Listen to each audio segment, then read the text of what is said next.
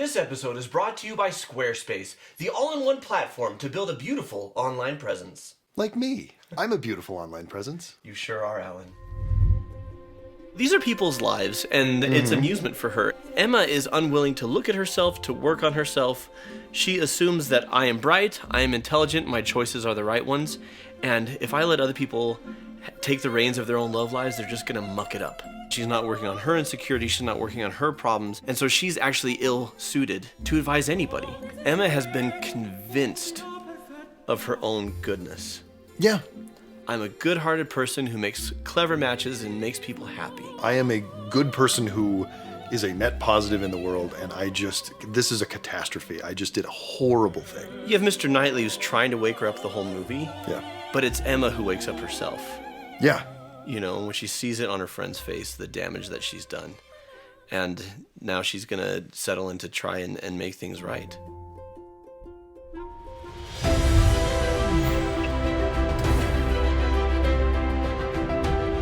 Hello and welcome to Cinema Therapy. I'm Alan Sear, a professional filmmaker who needs therapy. This is Jonathan Decker, licensed therapist who loves movies. And tonight our fight. Emma, a woman who thinks she knows everything about relationships even though she's only 19, versus Jono, a man who actually knows everything about relationships even though he's only in his Late early 20s. 30s. Yes. I don't know everything about relationships. But still, let's get ready to rumble! So It's Jonathan versus Emma. Battle Royale. All right. So what do you got for me? Her matchmaking skills and relationship ideas. I want you to take our favorite Anya Taylor-Joy down a peg. Okay. And then build her right back up, as you often do. Okay, awesome. So, Emma, delightful film. Lovely. This was good times. This is maybe now my favorite adaptation of Emma, beating out by hair Clueless. As if. I thought you were going to talk about the Gwyneth Paltrow one. So this is Jane Austen, now with 100% more backside. Shall always be a matter of great joy to me that I made the match myself. Everyone said Mr. Weston would never marry again, but I did not believe it. Emma, you should not make matches or foretell things. Whatever you say always comes to pass. You must not make any more. I promised to make none for myself, Papa. But I must indeed for other people. It is the greatest amusement in the world. And after such success, you know. So, mission statement right out of the gate. Yep. Matchmaking for amusement. These are people's lives. What? What are you, old? Like, what did you... No, that wasn't like I can't hear you. That was an I don't understand the concept of people have agency. That's the joke. There's no such thing as jokes anymore. Yeah, we live in a post-joke world. Oh, see, it's funny. It's funny because I was making like they did. Okay. So these are people's lives, and it's amusement for her. And her mission statement is, I shall never make one for myself. Emma is unwilling to look at herself, to work on herself. She assumes that I am bright, I am intelligent, my choices are the right ones, and if I let other people take the reins of their own love lives, they're just going to muck it up. Yep. So I'm going to handle this. And it's a way for her to distract herself from her own affairs. What do you think is the psychology of the matchmakers who are trying to fix you up? I think it's usually from a good place of like, I'm happy and I want you to be happy. Yeah. And here's how I'm happy, so it'll work for you. Yeah. Or I'm miserable and I can't stand to see you happy. Or I'm bored.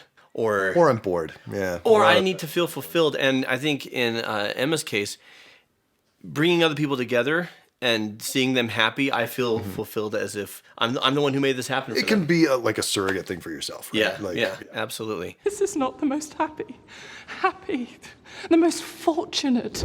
We want to tell you about a project we've just started working on, a new cinema therapy website. We're using Squarespace to build our new site. Their templates make it easy to start building a website, and we don't have to build it from scratch. There are so many templates to choose from, with a wide variety of styles and formats. If you want to change the branding, graphics, fonts, and colors, it's really simple to integrate your brand assets and make it your own. We want a simple website that acts as a hub to link all of our work.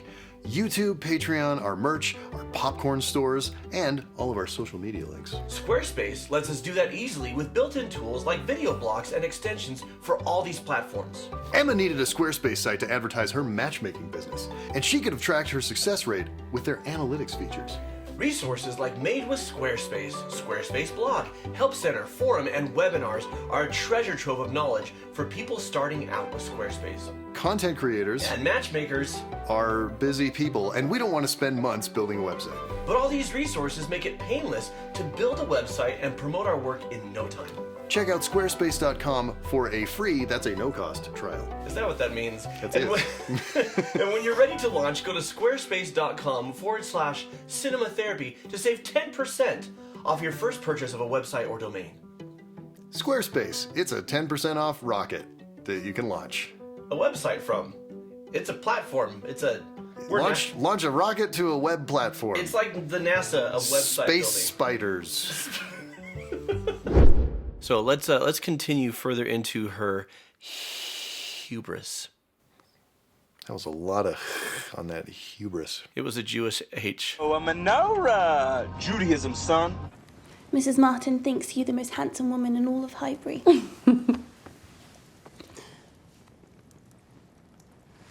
You must never flatter me in front of Mr. Knightley, Harriet. He thinks me vain enough already. I do not think you personally vain. Considering how very handsome you are, you seem little occupied with it. Your vanity lies a different way. So insightful and cutting. I wish real people talked like that. Yeah. And here's the secret, by the way. They didn't talk like that back then either. No. Jane Austen was the Aaron Sorkin of her day. People don't talk like that. They never have. They never did. But we wish we did. We all wish we did. Jeez. Because usually when we verbally burn each other, it's just crass and not very creative. You dumb, me smart. Yeah. You're pretty, but you're not as pretty as you think, or whatever. But one thing I love about Jane Austen is she was clearly hyper observant of and keenly observant of human psychology. Absolutely. And what is psychology except for how people think, what their motivations are, and what they're feeling? And she understood that so well and so astutely that it bleeds into all of her writing. For him to say, I do not think you personally vain. Your vanity lies a different way. right? What direction do you think it lies? He knows and is implying that her vanity lies in thinking she's so wise at setting people up. This is Luigi in Cars. No. You don't know what you want. Luigi know what you want. Weird pull, Jono. But accurate. Accurate. You don't know what you want. Emma know what you want. Miss Woodhouse? You will never guess what has happened. Robert Martin has offered me his hand. He writes as if he really loves me very much.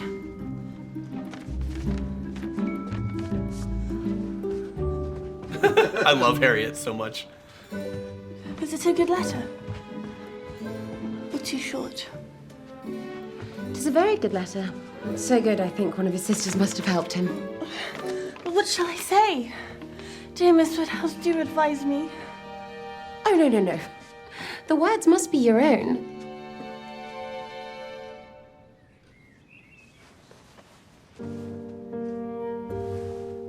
But she doesn't mean that. She wants to be seen as the authority figure here, but she doesn't want I to. think I ought to refuse him. You think I ought to I refuse lay him? it down as a general rule, Harriet, that if a woman doubts whether she should accept a man or not, she certainly ought to refuse him. Perhaps. It is safer. Do you think I had better say no? Not for the world would I advise you either way. You must be the best judge of your own happiness. See, all of that is true Yeah. and good advice, but it's a manipulation. Mm-hmm. I have now quite determined and really almost made up my mind Oh my gosh. Mia Goth is so to great. refuse Mr. Martin. Little smile, little sigh of relief. Then she is a greater simpleton than I ever believed her. Harriet Smith refuse Robert Martin. I hope you are mistaken. I saw her answer. Nothing could be clearer. You saw her answer. You wrote her answer. This is your doing. Emma, you persuaded her to refuse him. Well, if I did, I should not feel that I had done wrong. Ooh. Brilliant performances Yeah. from Anya Taylor-Joy and Mia Goth in that scene. And absolutely phenomenal staging and blocking. Tell me about that. Staging is where the camera is, blocking is where the actors move. So where we place the camera is sometimes showing Emma in the mirror, and then blocking her, she turns slightly away, so we get her back and her profile, but then in the mirror we get her turned away, and it looks like she's standing right next to Mia Goth, but looking away from her. Yeah. And just the air of superiority that lends is ingenious. I would like to go to the Autumn de Wilde Film School. I would like to learn how to do this well, because I'm not that good. Yeah. And holy crap, everywhere in this movie, things are blocked and staged just to perfection. It tells you so much of the story. Mr. Knightley calls her out on, basically, I mean, it's like Inception, that she puts the idea in Harriet's head without specifically saying so Harriet thinks it was her idea. Right. Right, but everything she does, and the words she says say, I care about you. This should be your decision. You need to follow your heart. I'm not going to tell you what to do. And that, frankly, is good therapy. If we're comparing me to Emma, Absolutely. that is something that I'd say to somebody. I'd say, listen, all I can tell you, like, if it were me, this is what I would do. Or I would ask them questions to open up different avenues of thought for things for them to consider. Her words say, I care about you, but her body language suggests an air of disdain and detachment. Yeah, and not towards Harriet, but towards her suitor, Mr. Martin, who wrote the letter, right? And so everything is just planning this, like, Mr. Martin's not good enough for you. Why? Because Emma has in mind for Harriet to end up with the minister. And she thinks that's a smart match. And so when Harriet has this opportunity, Emma's like, oh no. He smells of rotten cheese, just send him away. Yeah. How many parents do this when their kids grow up and start dating, and they have in mind somebody for their child to fall for. Right. And they show disdain for this person that their child brings home, or disapproval because they know better. This is who my child should end up with. And in Emma's case, this is going to blow up real bad. Because turns out Harriet and Mr. Martin is a beautiful match. Yeah. And he would be so good to her. And the minister is a weasel. Oh, he's so slimy. So it has gone bad. The minister says he doesn't want Harriet, he wants Emma. And now Harriet's up the creek without a paddle in Victorian England. Right. Doesn't have any suitors, which is a big deal back then, because if you're a woman, you can't, it's very hard to provide for yourself, because society doesn't. There's no way to do it. Yeah. To reflect back her blushes and give sigh for sigh. I love Harriet's just smiling like the biggest fangirl. I'm just impressed, I'm legitimately impressed with Anya Taylor-Joy, because she's actually playing and singing here. Yeah. And that's, she's pretty good. And I love, and I don't know, I haven't read Emma, so I'm not sure if this is in the book. Oh, what a pity you did not bring your music.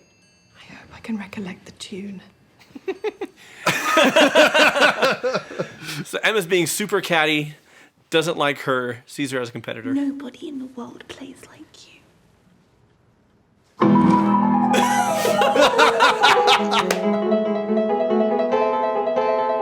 And, Anya Taylor-Joy, legitimately impressive and everything, and this actress is also playing! She learned this piece! I just love. And again, this is so exciting. It's like a rock concert. They need to fan the themselves. blocking and staging is so good. It's simple. There's not a lot going on. These are not flashy dolly moves and everything Tells you else. everything you need to know. Glad you invited Miss Fairfax to play. Having no instrument at her grandmother's must be a real indulgence. You make it very plain you do not like Miss Fairfax. supposes we must be so fond of each other because we are the same age. Ever since I can remember, I have been told I could find no better companion than Jane Fairfax. She, who is so accomplished and so superior. She is certainly accomplished. Perhaps the accomplished young woman you wish to be thought yourself.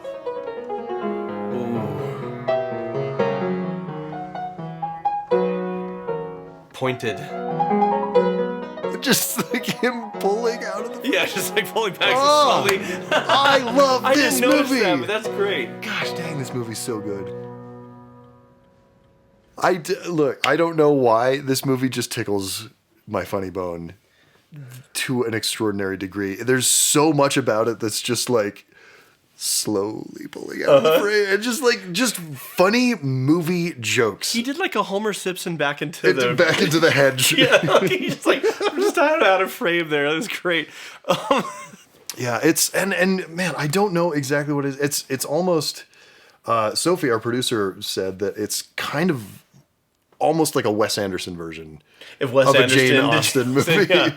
And it's, I mean, the color palette matches too. It's like a very pastel kind of. But there's so many like awkward moments. Just the awkwardness and the very formal, like, here is a frame, and then we're just going to do weird jokes with the frame. Well, and the way they so jump good. when she starts playing the piano.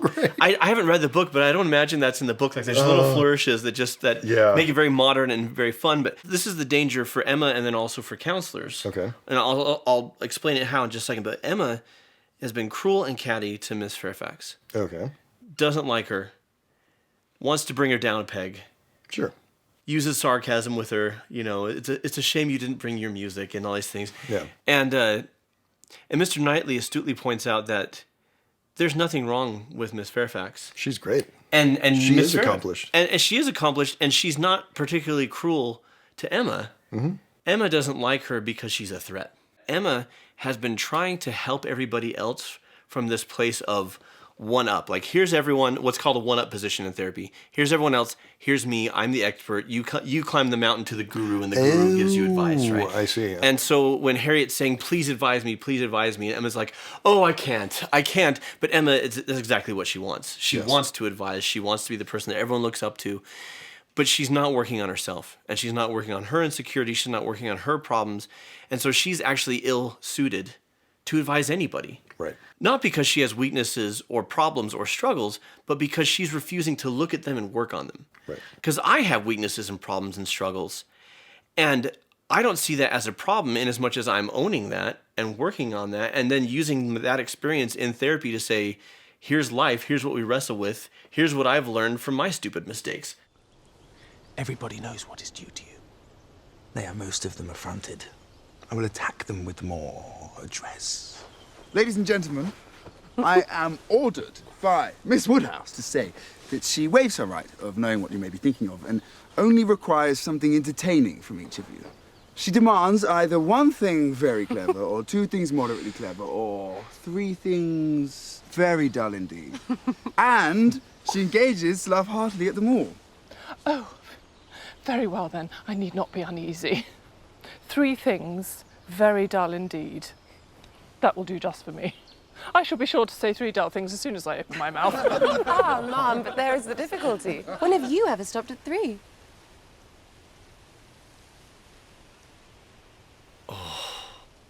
Holding on her for so long. So great. Because the temptation would be cut to her and her getting hurt. She means. But holding on her, realizing it. Emma She's realizing genius. that she's just... My tongue. Oh, come on. That's brilliant editing. Yeah. Because pace is everything. It paces everything, but also don't make the obvious cut. Stay where the story needs you to go. The obvious cut is to go to Mrs. Bates and see that she's been devastated by what's just been said. Exactly. And we get there. Yeah. But we hold for an extra 3 or 4 seconds on Anya Taylor-Joy earning every damn penny. And going from, I thought this was a harmless joke, to realizing, oh, what have I done? Oh, what have I done? I've just said something that hurt my friend. And also you can see on her face, realizing that she meant it. Yes. And then what does that say about her? And this is Emma's greatest humbling moment, because Emma has been convinced of her own goodness. Yeah.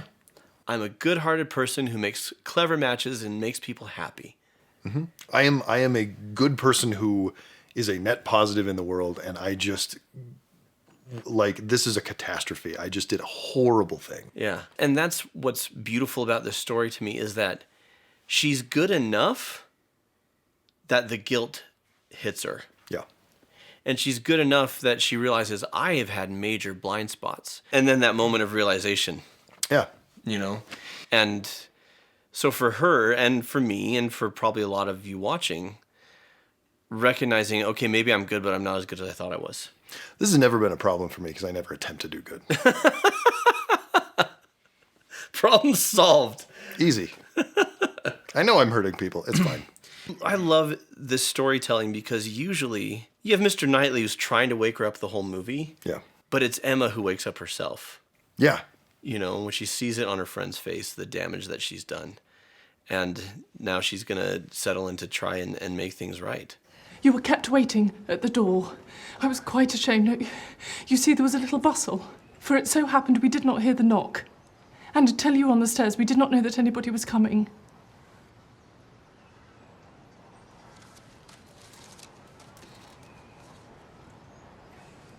Peace offering. So very kind.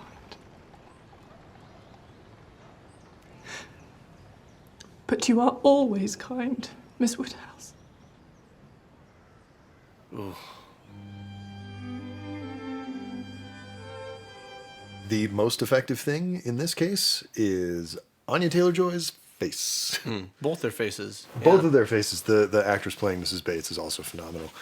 But Anya Taylor-Joy's, just, you see right through into everything that she is thinking and feeling. There's the shot where she's like welling up and trying to restrain the tears when Mrs. Bates says, "You're always so kind." Yeah. And you can see her think 50 different things about herself. Yeah. And it's just, this is the gift that actors give, right? Is letting you inside. And that's, listen, it's hard to do. There's a reason actors get, well, really good actors get paid a lot of money. Yeah. There's a reason we filmmakers try to take such good care of them on set. We get them a trailer. We make sure that they're fed well. We make sure that they're as comfortable as they can be because we're putting them in extreme circumstances a lot of time. But like, we really need to take care of these people because what they're doing is emotionally taxing, because they're not pretending to have these emotions. They're having these emotions and letting us in with our cameras. Yeah. And oftentimes over and over and over again. Yeah, I mean, multiple takes from different angles and all kinds of stuff. It's crazy. But have you ever had the experience of people praising you and you feel like an imposter or a fraud? Constantly. Every time someone has praised me my entire life. I need therapy. If I'm struggling at home, or if I'm struggling as a parent, or sometimes if I'm struggling just with my own mental health, the little nagging thought comes, which is, you don't have a right to counsel anybody. Well, and especially now that you're kind of famous. Yeah, a little bit. People leave comments a lot about how great you are and how you help them. Well, it's a fair amount of pressure. Sure. And I don't want to be on a pedestal, which is one reason why I'm very often trying to be real about my flaws. Is one, can't be on a pedestal if you keep climbing down. People keep putting me up there, and I keep just like jumping off of it. cannonballing off. But also, I think real trumps ideal.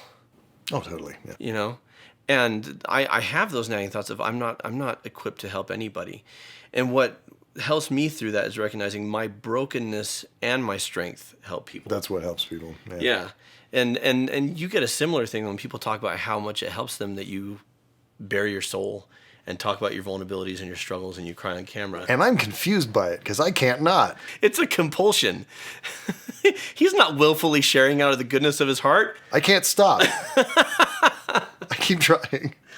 But there is Please a truth. let me stop. But my takeaways as a counselor is, yes, if you're helping people, you don't need to have everything in order with who you are. Okay. That said, you shouldn't stall, delay, or stop progressing and then try and help people. That's hypocrisy. Being imperfect and still working on yourself while helping others and giving counsel when it's asked for, that's fine because we're all messy human beings. And that's not just for therapists, that's a rule of life. We often try and distract ourselves from our own crap by pointing the finger at others and telling them what's wrong with them. Or how they can fix it and get better. Yeah, or being less harshly critical. Here, let me help you. Sure. And I've heard it so many times of therapists who become therapists so they can help other people, but they're a mess. You know, that's kind of the stereotype, right? Yeah. Well, and any therapist can be a mess at one time or another because we're human and it's life. I think every therapist has been a mess. Yes, because they're all human, including me. Sure. But you need to be looking at yourself first. You can't help other people until you've looked inward at yourself. The winner and still undefeated heavyweight champion of the world, Jonathan Decker, LMFT. But Emma gets there. She gets to a very healthy, humble, beautiful place. And there's a difference between helping people when they ask for it and meddling. And she's not going to meddle anymore. He wins. We all win. Just watch Emma and you will win. This is a great movie. It's really fun and has some butts in it. Well, we're back to the butts. So until next time. Oh, Mr. Decker, what a pity you did not bring your music. I do not find you personally vain, for as handsome as you are, you seem little occupied with it. Your vanity lies elsewhere. And watch movies. I'm pretty sure those were terrible British accents. They were pretty bad. Yeah. We're not very good at this. But we are good at thanking our patrons for supporting this. Thanks, patrons, including people like Maya Saurus, Nikita Harvey, Crow-Winged Angel, Domer Verbuick, and Xenia Davidson. Thanks, patrons. You make the show good. And go around. You make the show go round. We go around? I don't know. Sometimes I just say things.